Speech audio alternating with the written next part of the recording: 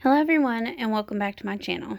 Today I am doing a book review for Stephen King's Joyland. And on here it says, "Who dares enter the funhouse of fear?"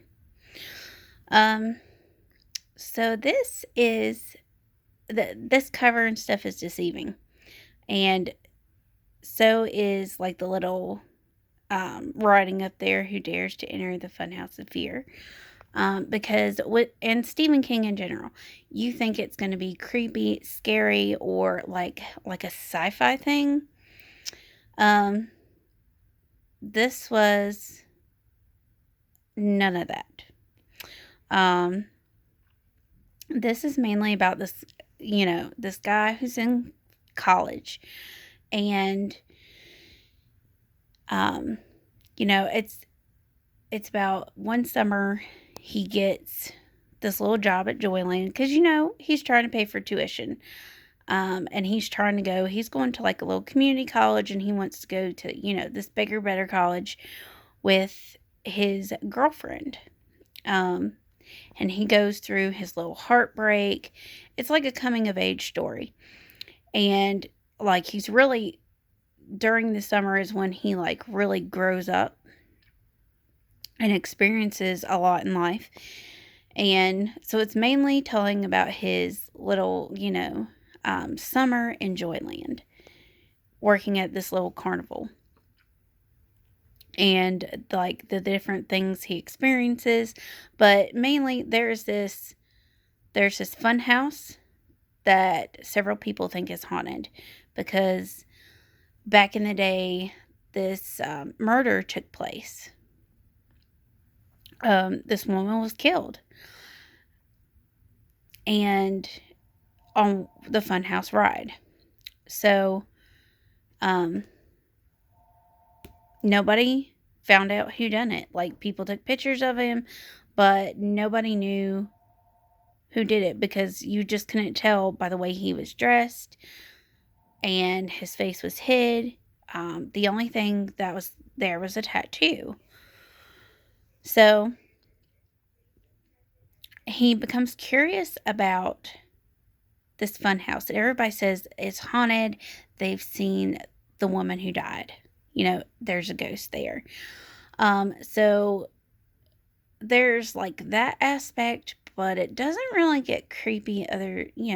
Doesn't really get creepy. And so basically, he takes interest in this story, how the killer was never found, and so him and one of the other girls that he works with take an interest, and they start researching it up to try to find the killer.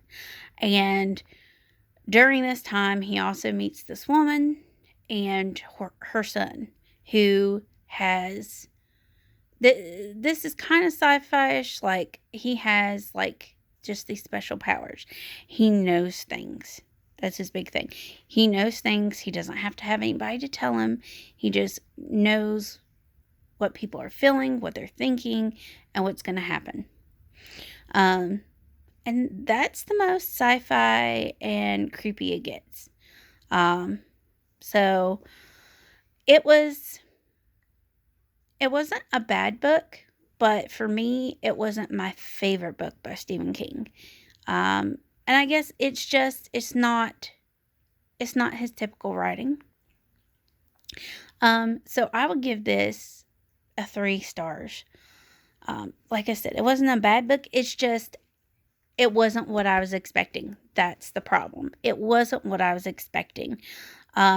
So if you go in thinking that this is going to be like his typical creepy stuff or way out there sci-fi stuff, then you're probably going to get a little disappointed by this book. And it really didn't get really interesting until halfway through the book. The end half of the book was what got interesting. But if you don't go in with those expectations of sci-fi and, creepiness, it's just kind of like a whodunit book, you know. there's not too much thrill until towards the end, really. Um,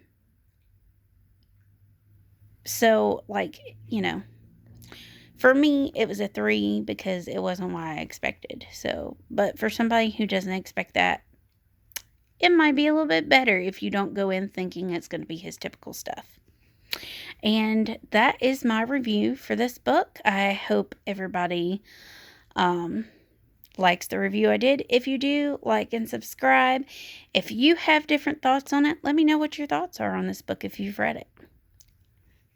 I hope everyone stays safe and has a good day, and I'll talk to you all again soon.